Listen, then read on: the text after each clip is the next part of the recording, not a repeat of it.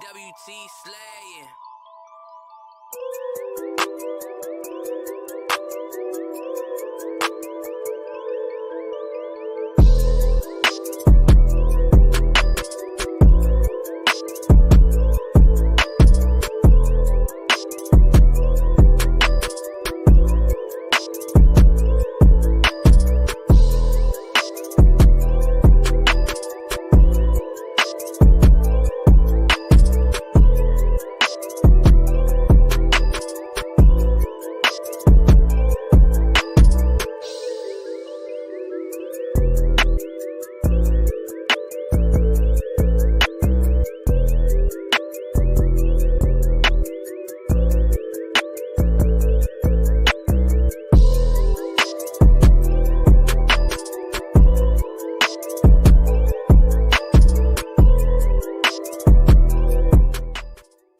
Salama family, salama. How y'all doing today? Hope you're blessed and highly favored. So we're gonna be talking about some interesting things. Just note that it's my view, right? Is what I see. Eat the meat, spit out the bones. Um, sometimes I think I see things, so I'm just sharing it. Also, I want to let you know that there's a show that I did. You can find it at Odisi. It's also at BitChute, and it's also at Hebrew Connect TV. Critical Race Theory, that's the latest one. So if you haven't subscribed to one of those channels, you should, because this is where I can talk about things in more depth, right? So if you're interested in, unfiltered information, you would want to go here, right? Okay. So remember, that's ODC, BitChute, and Hebrew Connect TV. All right. So the title of this teaching is Noah, a sign of the Exodus. So what do you mean by that, Jacoba? Well, I just see some interesting things. Now, can I say the Exodus tomorrow? Can I say it's next year? Can I say it's 5 years from now? I can't really say that. I'm just sharing things that I see, right? So we're going to start off. Everybody knows these particular verses. Matthew 24:37-39. But as the days of Noah were, so shall also the coming of the Son of Man be. For as in the days that were before the flood, they were eating and drinking, marrying and giving in marriage, until the day that Noah entered into the ark, and knew not until the flood came and took them all away. So shall also the coming of the Son of Man be. Understand that we read these things and have no context. And we're supposed to determine what it means with very little context. So, in what we call canon, there's very little information so that we can have context. Now, today I'm going to be reading from Jasher, and I'm going to be reading also from Jubilees. Now, you can accept it or not. The way I look at it, this is how I look at the pseudepigraphia. I look at the pseudepigraphia as historical information, right? Because if you read it, it's really a history of Israel, right? It's a history about the flood. It's a history about Israel and the Egyptians and the Egyptian captivity and all those kind of things. Same thing with Jasher. I look at it as a historical context, not doctrine, right? So however you want to look at the pseudepigraphia is on you. All right. So we see here that the days of Noah is when the Son of Man will come and save us, right? What shall be the sign of that coming in the end of the age? Well, as the days of Noah were. So, but sometimes we have to look deeper than that, right? Because based upon the eschatological timeline that I see, when the Most High saves us, he's not going to physically come back himself, even though sometimes those scriptures may read that way. And I'm going to give you an example. you know, because there's a spiritual and a physical deliverance of Israel. The spiritual one being the most important, but there's always been that physical deliverance from their captives. So here is Jeremiah 30, verse 10. Therefore fear thou not, O my servant Jacob, said the Lord, neither be dismayed, O Israel. For lo, I will save thee from afar. He's going to save us where? He's going to save us from afar. And thy seed from what? The land of their captivity. And Jacob shall return and shall be in rest and be quiet, and none shall make him afraid. All right. So we see that Jacob is going to be saved from afar. So from a distance, the Most High talked about how he's going to save us with that outstretched arm. And, he's going to pour judgment on the nations. It all ties together. The whole vengeance on the nations and all those things. Now, remember, I told you a lot of things happen over centuries and maybe even a millennium. Who knows, right? But understand that some things isn't going to happen right away and some things happen all together. So we see that the Most High says he's going to save us from afar.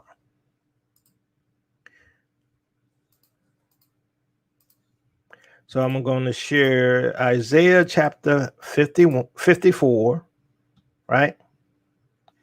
So sing, O barren, thou that didst not bear, break forth into singing and cry aloud, thou that didst not travail with child. For more are the children of the desolate than the children of the married wife, saith the Lord. Enlarge the place of thy tent, and let them stretch forth the curtains of thine habitations. Spare not, lengthen thy cords, and strengthen thy stakes. For thou shalt break forth on the right hand and on the left. And thy seed shall inherit the Gentiles and make desolate cities to be inhabited. What does it say in verse 3? Thy seed shall what? Inherit the Gentiles. Verse 4. Fear not, for thou shalt not be ashamed, neither be thou confounded. For thou shalt not be put to shame, for thou shalt forget the shame of thy youth, and shalt not remember the reproach of thy widowhood any more. For thy maker is thine husband, the Lord of hosts is his name, and thy Redeemer, the Holy One of Israel. The God of the whole earth shall he be called. For the Lord had called thee as a woman forsaken and grieved in spirit, and a wife of youth when thou wast refused, said thy God. So God say, look, you just like the woman I just put out the house. You was refused. No more relations. We done. All right.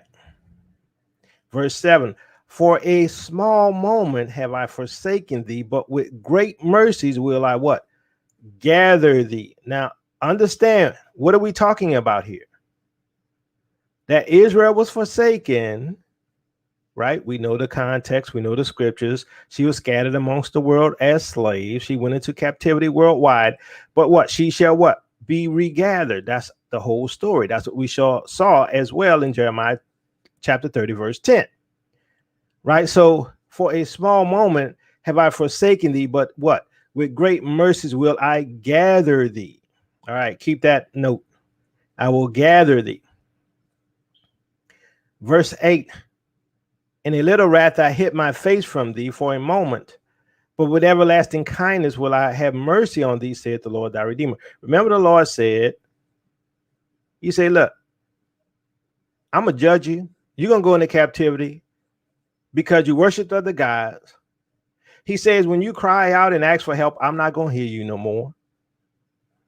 I'm not going to listen, though you cry and grieve. And when they ask you and they say, Lord, why all of these judgments come upon us? Tell them, because your ancestors have sinned against me and worshiped other gods. We know all that, right? So here it says, in a little wrath, I hid my face. The Most High said, I hid my face from you. It all lines up. But he says he's going to have mercy. He says, with everlasting kindness will I have mercy on thee, saith the Lord. What else did we see? But with great mercies will I what? Gather thee. See, he gave mercy. What is he doing with mercy? He's gathering us. Okay, verse 9.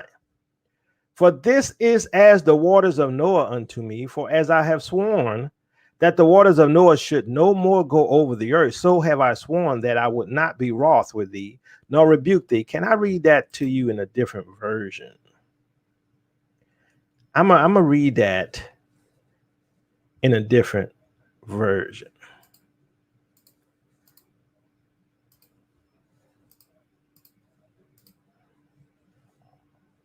Let's read verse 7 and 9 in different. For a brief moment I abandoned you, but with deep compassion, what? I will bring you back.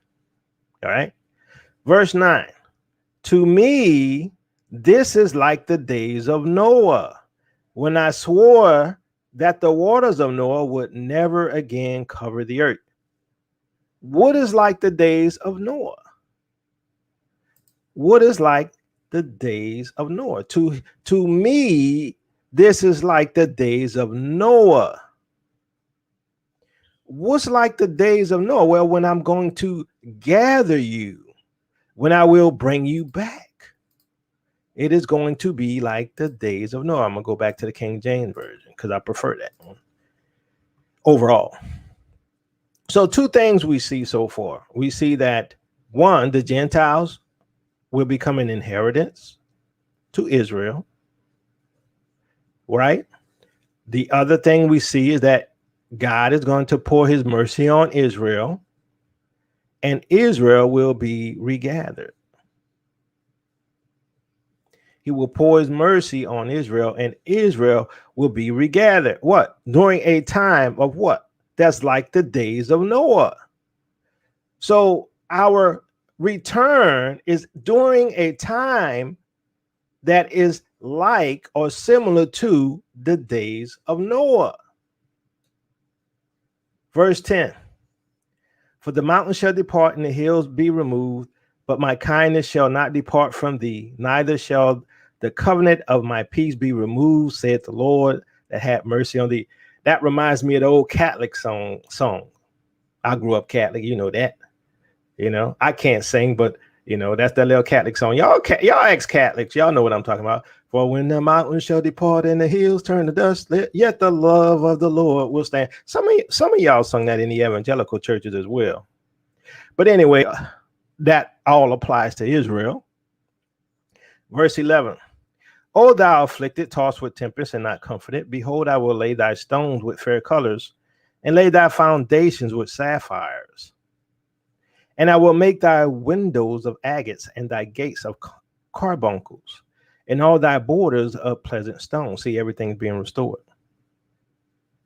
And all thy children shall be taught of the Lord, and great shall be the peace of thy children. Verse 14.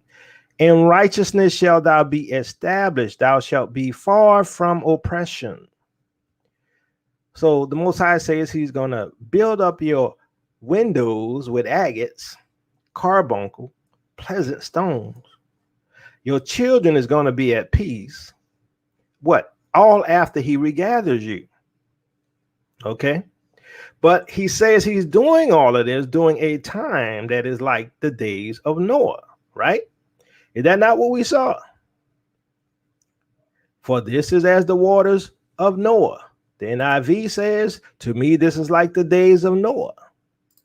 So he's going to do all of these things during a time that is as the days of Noah. What were the days of Noah like? We're going to talk about that. Verse 15, behold, they shall surely gather together, but not by me. Whosoever shall gather together against thee shall fall for thy sake. Behold, I have created the smith that bloweth the coals in the fire, and that bringeth forth an instrument for his work, and I have created the waster to destroy. So all during the time of the days of Noah is going to be destruction for who? The Gentiles, who are going to be our inheritance. During the time of the judgment where the waster destroys, Israel is going to be living in houses with agates, with carbuncle. with pleasant stones. Verse 16, behold, no, I'm sorry, verse 17, no weapon that is formed against thee shall prosper, and every tongue that shall rise against thee in judgment thou shalt condemn. This is the heritage of the servants of the Lord, and their righteousness is of me, said the Lord. So understand, the righteousness is of who? The Lord. Why? Because your righteousness is as filthy rags, and the only righteousness that will be applied to the remnant Israel, which is the believing remnant, those who trust in Yeshua for salvation, has what they call imputed righteousness, right? It's that remnant Israelites I told you about, because not all Israel is Israel, but the seed of the promise is Israel.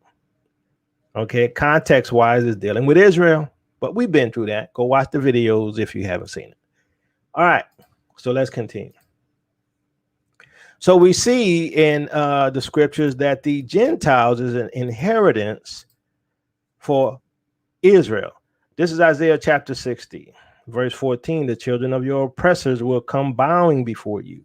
All who despise you will bow down at your feet and will call you the city of the Lord, Zion of the Holy One of Israel.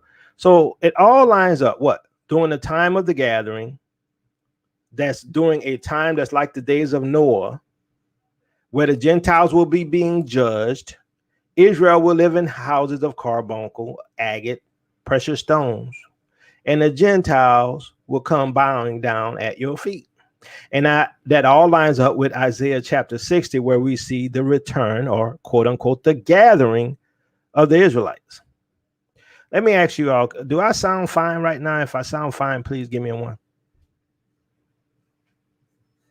Let me know if I sound okay.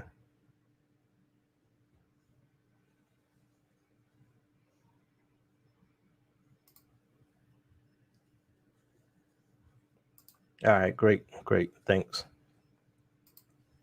All right, so we saw that it's going to happen during a time that is like the days of Noah. What? The regathering of Israel, right? All at the end, what, of the 400 years. It happens during a time that's like the days of Noah. What shall be the sign of that coming in the end of the age? Well, it shall be like the days of Noah.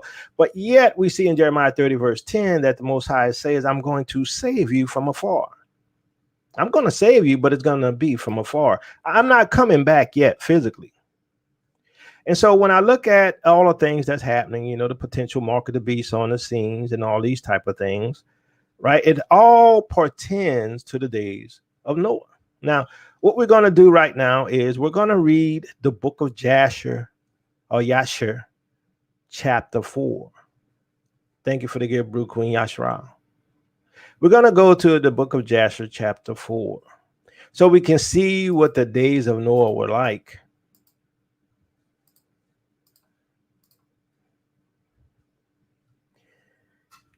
And all the days that Enoch lived upon the earth were 165 years. And when Enoch had ascended into heaven, all the kings of the earth rose and took Methuselah, his son, and anointed him. And they caused him to reign over them in the place of his father. And Methuselah acted uprightly in the sight of God, as his father Enoch had taught him. And he likewise, during the whole of his life, taught the sons of men wisdom, knowledge, and the fear of Yah. And he did not turn from the good way, either to the right or to the left. But in the latter days of Methuselah, the sons of men turned from the Lord. They corrupted the earth. They robbed and plundered each other. And they rebelled against God, and they transgressed, and they corrupted their ways, and would not listen to the voice of Methuselah, but rebelled against him. So what were they doing? Same thing they're doing today, robbing and plundering each other, killing each other. I live in New Orleans. They got killing every day. Let's not even talk about Chicago. Let's not talk about the rest of the world. Anyway, that's one of the signs of the days of Noah. But let's continue. And the Lord was exceedingly wroth against them, and the Lord continued to destroy the seed in those days, so that there was neither sowing nor reaping in the earth. For when they sowed the ground in order that they might obtain food for their support, Behold, thorns and thistles were produced, which they did not sow. And still the sons of men did not turn from their evil ways, and their hands were still extended to do evil in the sight of God. And they provoked the Lord with their evil ways, and the Lord was very wroth and repented that he had made man. And he thought to destroy and annihilate them, and he did so. See, right now we're doing the same thing. Right now we're killing, we're murdering, they're not repenting. And God said he's going to destroy the earth. That's what happened during the times of Noah, right? He's going to do the same thing. He's going to destroy many of the Gentiles. All right, let's continue. But the whole earth not going to be destroyed this time. But let me continue. Verse 9. In those days when Lamech, the son of Methuselah, was 160 years old, Seth, the son of Adam, died. And all the days that Seth lived were 912 years, and he died. And Lamech was 180 years old when he took Ashma, the daughter of Elisha, the son of Enoch, his uncle, and she conceived. Verse 12. And at that time the sons of men sowed the ground, and a little food was produced. Yet sons of men did not turn from their evil ways, and they trespassed and rebelled against God. Let's understand what's happening today is very similar, right? A lot of murder, a lot of robbery, a lot of killing unjustly of Israelites, right? We see the lack of food happening, the drought over the western parts of and some of the eastern parts of the United States, right? We see all of the plagues, the locusts. We see all of the blue algae. We see all these things happening in America right now. America's under judgment, obviously. Let's not talk about the pandemic. So let's continue. And the wife of Lamech conceived and bare him a son at that time at the revolution of the year. And Methuselah called his name Noah, saying, the earth was in his days at rest and free from corruption. And Lamech, his father, called his name Menachem, saying, this one shall comfort us in our works and miserable toil in the earth, which God had cursed. It's interesting here. It says that Methuselah called him Noah, but his father Lamech called him Menachem. Verse 15. And the child grew up and was weaned, and he went in the ways of his father Methuselah, perfect and upright with God. And all the sons of men departed from the ways of the Lord in those days, as they multiplied upon the face of the earth with sons and daughters, and they taught one another their evil practices, and they continued sinning against the Lord. See the same thing today. Verse 17. And every man made unto himself a god, and they robbed and plundered every man his neighbor as well as his relative, and they corrupted the earth, and the earth was filled what? With violence. Is that not what we see today? Russia moving their troops around, China moving their troops around, America moving their troops around, people killing in Syria, people killing in the cities. It's the same thing. Verse 18. Now, understand in verse 18, well, let me read it first and I'll explain it. And their judges and rulers went to the daughters of men and took their wives by force from their husbands, according to their choice. And the sons of men in those days took from the cattle of the earth, the beasts of the field, and the fowls of the air, and taught the mixture of animals of one species with another. What? Taught the mixture of animals of one species with another. What? During the times of what? Noah, the days of Noah. They taught the mixture of animals of one species with another in order therewith to provoke the Lord. And God saw the whole earth, and it was corrupt. For all flesh had what? Been corrupted. All flesh corrupted his ways upon the earth, all men and animals. Now, I'm going to stop right there, and I'm going to come back to it. So we see right there, it says, and their judges and rulers went to the daughters of men. Now, some of y'all should be familiar with what that is really saying, but for the ones who aren't. Genesis 6:3-5. And the Lord said, my spirit shall not always strive with man, for that he also is flesh. Yet his days shall be 120 years. There were giants in the earth in those days, and also after that. What? When the sons of God, the angels, the fallen angels, came in unto the daughters of men, and they bare children to them, the same became mighty men, which were of old, men of renown. See, that's those judges and rulers that they were talking about. Who you think was ruling during the time? It was the fallen angels' offspring. Thank you for the gift, Arthur Peoples.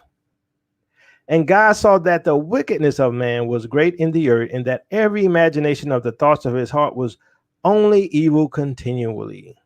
Is that not the same thing happening today? Oh, only evil continually. Now you got to deal with pronouns. I mean, it's crazy. You don't have the right over your own body. It's crazy. But let's go back to Jasher.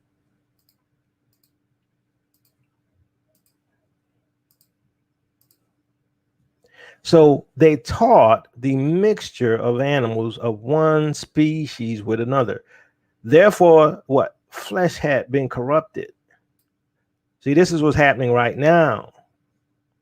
We're dealing with GMO foods, GMO people, GMO everything. Verse 19, and the Lord said, I will blot out man that I created from the face of the earth, yea, from man to the birds of the air, together with the cattle and beasts that are in the field, for I repent that I made them. Thank you, Sister Knit, for the gift. I'll answer that question later. Just remind me. All right. So, verse 20, and all men who walked in the ways of the Lord died in those days before the Lord brought the evil upon man, which he had declared. For this was from the Lord, that they should not see evil which the Lord spoke of concerning the sons of men. Now, understand here, all the righteous people died before God killed everyone. And only the Noah and his family, the 8, survived. Verse 21, and Noah found grace in the sight of the Lord, and the Lord chose him and his children to raise up seed from them upon the face of the whole earth. So we're in a similar time, right? During the days of Noah, a time like the days of Noah. What were they doing during the days of Noah? They were killing each other. There was violence. There was corruption. There was mixture of animals of one species with another. Thank you, Angela Caraway, for the gift. Thank you, Kara T, for the gift. So we know for a fact that this is actually happening right now. We know this for a fact. Now, what I'm going to do is I'm also going to read the book of Jubilees because it gives a different perspective. But before I do that, I want to share with you, just so we can prove that we're living in the days of Noah.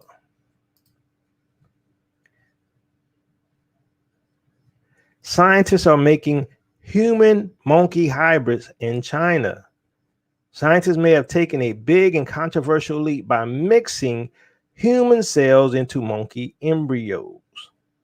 So during the times of Noah, what did we say happened? They mixed a mixture of animals.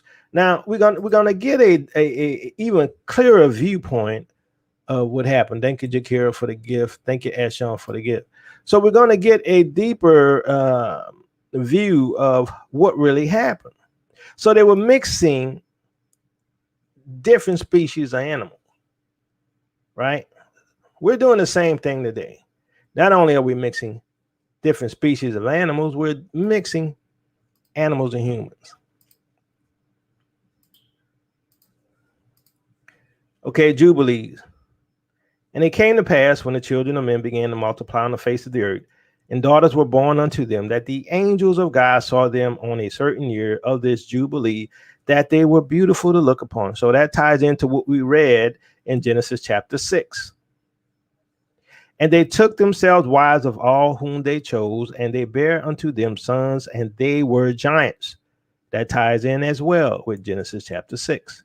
There were giants in earth in those days, right? All right. And lawlessness increased on the earth, and all flesh, what? Corrupted its way. What? All flesh, not just the animals, but all flesh corrupted its way. What did Jasher tell us? Jasher told us that they had a mixture of animals of one species with another. And God said that the whole earth, what? It was corrupted. For all flesh had what? Corrupted its ways upon the earth. All flesh ended up being corrupted. So they taught the mixing of the different animals And now all flesh became corrupted.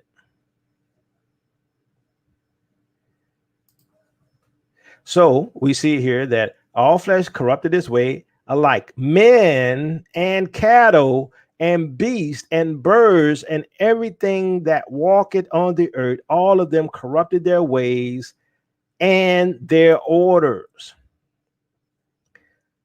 Alike men and cattle and beasts and birds and everything walketh on the earth, all of them corrupted their ways and their orders. Sorry about that, family. So all of them corrupted their ways and their orders. All right. So let's look at and thank you for the gift. Tanya, thank you for the gift. Ronnie, thank you for the gift, Detroit girl. All right, so all men and cattle and beasts and birds and everything that walketh on the earth, all of them corrupted their ways and their orders. All right, so let's look at something right quick and I'll come right back to it.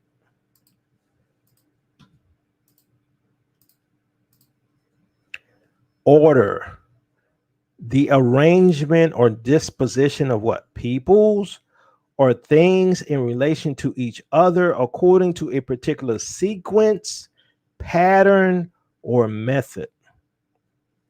So the order of things were corrupted.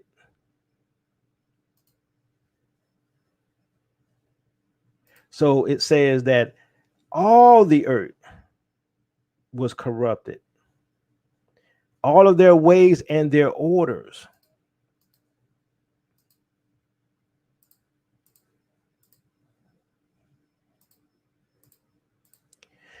So that means, what does that mean, Yakoba? So basically that means that the men, the cattle and beasts and birds are out of order now. What does that mean? Because man was over all creation. Man was over the beasts, man was over the birds, man was over the cattle. But now what they're doing, they're mixing species, right? Where man became part animal, part human. So therefore, man was no longer above the cattle, above the beast, above the birds, because now this animal man, if you want to call him that, this abomination has become a new entity, a new creature, disrupting the order, because he's half beast or half bird and half man. So he corrupted the order of creation. This is why the Most High had to destroy them all. Everything got out of whack. Think about what's happening today. Think about it. If you need to go have, something, some surgery or something, think about the issues if you have to have surgery. Everything is out of order. And it began to devour each other, and lawlessness increased on the earth, and every imagination of the thoughts of all men was thus evil continually. And God looked upon the earth, and behold, it was corrupt, and all flesh had corrupted its orders. See, all flesh got out of order. Man is no longer over beasts. And all that were upon the earth had wrought all manner of evil before his eyes. And he said, I shall destroy man and all flesh upon the face of the earth. Yet I've created that which I've created. But Noah found grace before the eyes of the Lord. And against the angels whom he had sent upon the earth, he was exceedingly wroth. And he gave commandment to root them out of all their dominion. And he bade us to bind them in the depths of the earth. And behold, they are bound in the midst of them. That's those angels that are in Tartarus. If some of y'all don't know what I'm talking about, please go watch the Ancient World series. And are kept separate. And against their sons went forth a command from before his face, that they should be smitten with the sword and be removed from under heaven. And he said, thy spirit will not always abide on man, for they also are flesh, and their days shall be 120 years. And he sent his sword into their midst, that each should slay his neighbor. And they began to slay each other till they all fell by the sword and were destroyed from the earth. And their fathers were witnesses of their destruction. That's the angels. And after this, they were bound in the depths of the earth forever until the day of the great condemnation, when judgment is executed on all those who have corrupted their ways and their works before the Lord. Excuse me. So understand what's happening today is what happened during the times of Noah. Thank you, Thea, for the gift. What's happening today is what happened during the times of Noah. And so we used to talk about, some of these things, right? We used to talk about this way back in the day. And we didn't really look at some of the pseudepigraphia. So we used to have to determine, based upon word usage and what we call canon, on what was actually being said. Thank you, Keith Montgomery, for the gift. So remember, in Genesis chapter 6, verse 9, it says, "These are the generations of Noah. Noah was what? A just man and perfect in his generation, and Noah walked with God." And we talk about that in the Ancient World series, how Noah was perfect, like an unblemished sacrifice. It is the same word for an unblemished sacrifice. Thank you, Ames. Don't forget. So that's how we knew that mankind and animals were corrupted, and we get validation from of that from the book of Jasher, and we get validation from that from Jubilees.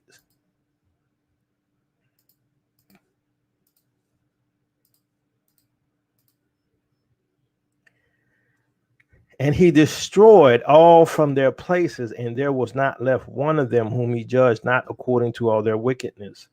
And he made for all his works a new and righteous nature, so that they should not sin in their whole nature forever, but should be all righteous, each in his kind always. See how the Most High is talking about each of his kind? See, man was corrupted.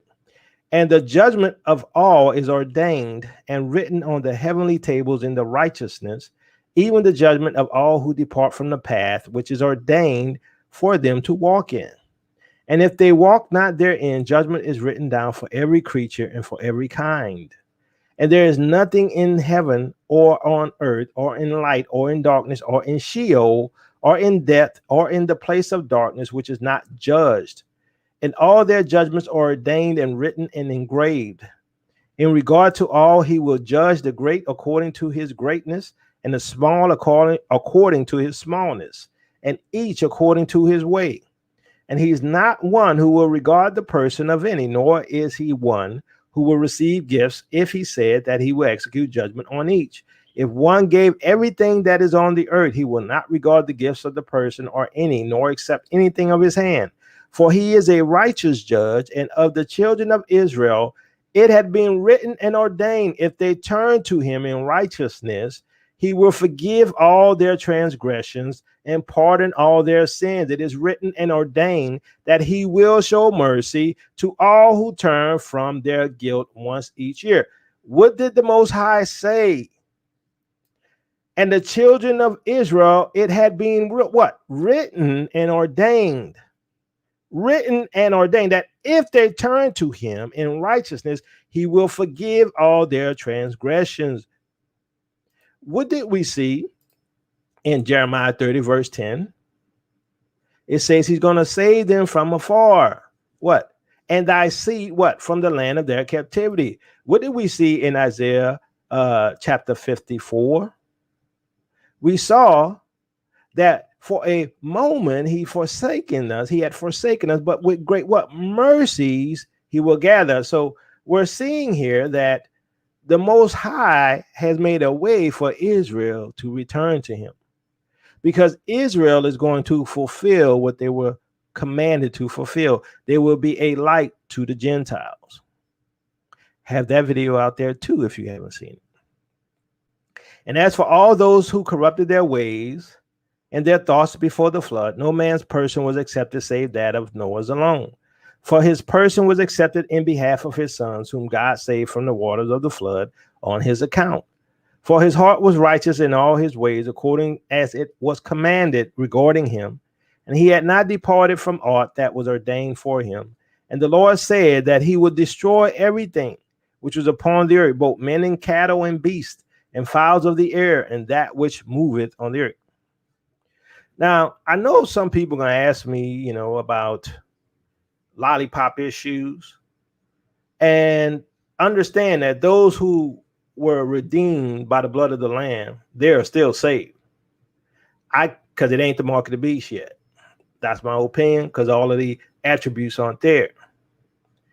But understand that corruption has occurred. Just as we saw in Jasher, just as we saw in Jubilees, corruption has occurred. And so will some of them make it out? I mean, because guess what? The Most High does say, right? He says in, what is it? I think it's in Joel. Yeah, I think it's Joel chapter 3 that he's going to cleanse their blood. So some people may have made a mistake, but there's still hope. There's still repentance. There's still a way to be saved. And there's a way to be healed as well. Because the Most High says when he comes to save us, he's going to heal us. So as Brother Eric states, yes, it is leading up to the mark. It is, definitely. So we see that during the time of Noah, it's supposed to be when the Most High return, which shall be the sign of that coming and the end of the age. Well, it shall be what? Like the days of Noah. And once again, finally, I'm going to show that final verse, and that'll be that. And we saw it already, just to show the emphasis. To me, this is like the days of Noah, when I swore that waters of Noah would never again cover the earth. This is like the days of Noah, what? When Israel will be brought back. So when we look at the world, does it not look like the days of Noah? Are we not mixing animals of one species with another? Is not the whole earth being corrupted from GMO foods to GMO people to GMO salmon to GMO veggies, or everything? I'm like, what's not corrupted? But understand, according to what I see, at least in scripture, it proves that we are in those days. And if we're in those days, then that means that the exodus or the gathering is about to happen. Now, is it about to happen this week, next week, this year, next year? I can't tell you. I mean, based upon everything I'm seeing, I'm expecting it. I don't see how we can go too much longer based upon lockdowns and everything that's happening. I don't see how we can go much further with the droughts. I don't see how we can go much further with the famine. Everything lining up with Jeremiah 50:51. It just seems that everything is lining up. And this is the moment of time spoken of. This is the time of the judgment of the nations. And the Gentiles will become, I read it already. I'm not trying to be mean, Gentiles. It is what it is. Because the Bible says what you sow is what you reap. It says that Israel is going to inherit the Gentiles. And they're going to go back to the land that was desolate. We're going back to our land. First, we're going to the wilderness. Then we're going back to Jerusalem. It is what it is, family. So thank you all for the gifts. Thank you for the super chats, and thank you patrons, and thank you Cash App givers. I really appreciate it. And also, as I mentioned, don't forget, I'll show it one more time.